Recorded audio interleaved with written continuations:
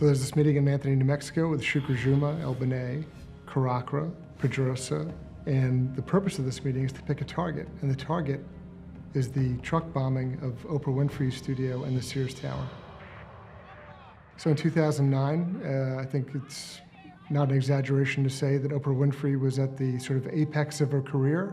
You had President Obama coming into office. She was a big supporter from Chicago, another connection there. So there's some symbolism here.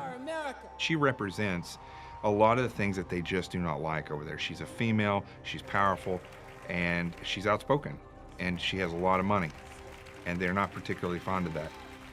So in their calculus, they have always tried to do big, spectacular attacks on symbols of the West, but not just any symbols, ones that show that the power of the West, which is what is supposed to be so daunting in terms of what they're up against, is something that crumbles when they put their mind to making it crumble. There's a psychological aspect to a jihadist war which they've always been very mindful of and which has been critically important to them. So it's the same rationale.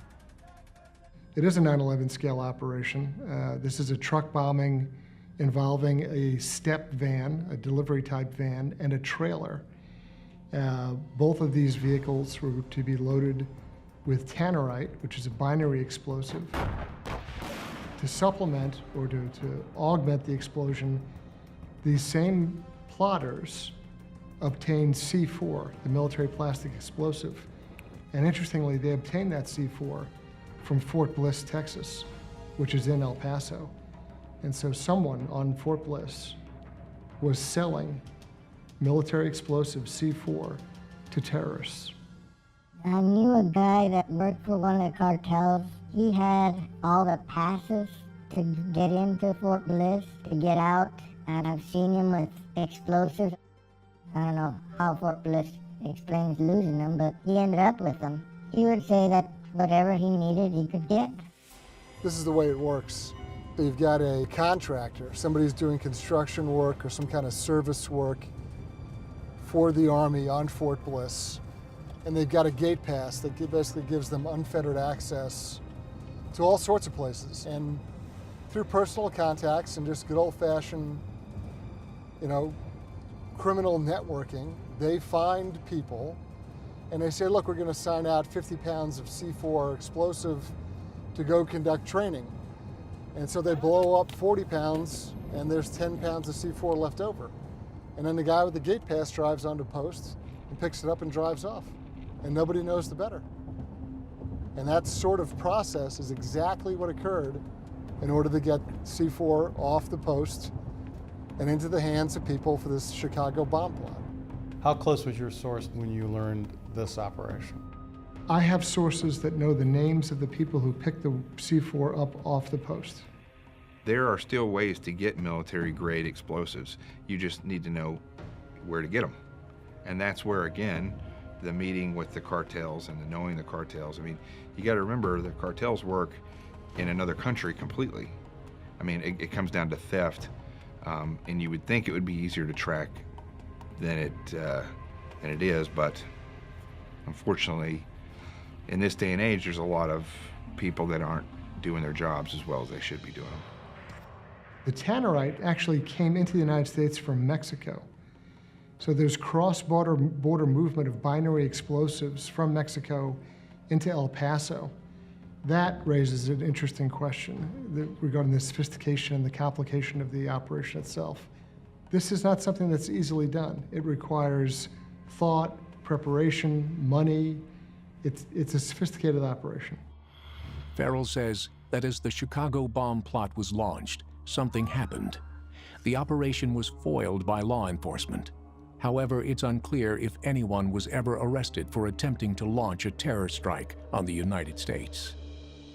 But at some point short of Chicago, and I don't know exactly where, but at some point short of Chicago, they are interdicted. The plot itself, the plotters are stopped. The details of which, frankly, are a mystery to me. I do not know exactly how, when, where, how, all those sorts of things. I just don't know. But that served as the vehicle, or served as the opportunity for the FBI to make its recruitment pitch to Caracra. Farrell's investigation led him to believe that rather than arrest the men who were directly involved in trying to launch a large-scale terror attack on the city of Chicago, it appears the FBI felt Caracra would be more valuable as a confidential informant, or CI. Nothing gets a guy jammed up more than their CI. When you're dealing with these types of individuals that are driven by an ideology, you have to be very careful because they may be playing you, because they don't care. You know, they're thinking about eternity. They're not even concerned, a lot of them, with the next 20 years in prison if they had to. Let's remember, the best informants are going to be the people who convincingly are bad guys, because they were bad guys at the start. If you're not sure of where their loyalties lie, you never know whether you're getting double dealt. Farrell says what he found odd about the Chicago bomb plot was the scant media attention it received during a period when a series of attacks were attempted on American targets. We have breaking news. The FBI says it has thwarted a terror plot. According to the FBI, this was a plot to blow up 2 synagogues and a community center, all in the Bronx. While Najibullah Zazi is at the center of a vague plot to attack New York. This is one of the most serious plots we've seen from Al-Qaeda since 9/11. The FBI says the Fountain Place building was the target today of a suspected terrorist. The 19-year-old said he wanted to serve as a soldier for Osama bin Laden. The FBI likes to tout foil plots. And these are instances where the FBI identified persons who were, I guess, disposed to take these sorts of actions, and they did a sting operation. So in those instances, they take great credit for having done this. But in the case of Ahmad Caracra, there's no federal action taken. It seems to me that the two possibilities, the two strongest possibilities are, one, for political reasons, they want to minimize Al-Qaeda attacks, and two, for political/embarrassment reasons, if there's any possibility that people who were implicated in plots were providing cooperation to the government, that's not something they'd want to broadcast. This plot involves 2 of the senior most wanted Al-Qaeda operatives in the country. This is not the FBI's idea. This is not the FBI recruiting their own people to run a sting operation against somebody. This is Al-Qaeda entering the United States and organizing and conducting a bombing attack, or planning to. The administration will decide what to call things a lot of the times based on political decisions or because they don't want to scare people.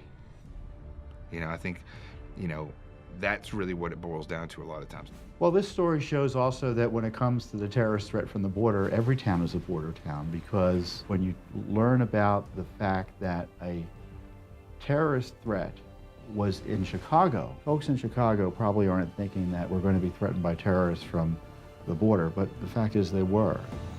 In August 2014, 5 years after the failed plot to bomb Chicago, the man the FBI believed they turned into a confidential informant appeared to have gone rogue. A man waving an ISIS flag out of his vehicle last week on the south side and threatening police with a bomb. I get a phone call about Ahmad Caracra trying to blow himself up in a gas station in Chicago. And again, the allegations are a bomb threat against police officer and his apparent endorsement of the terror group ISIS. The FBI recruited Caracra as a confidential informant. The problem is they lost control of him.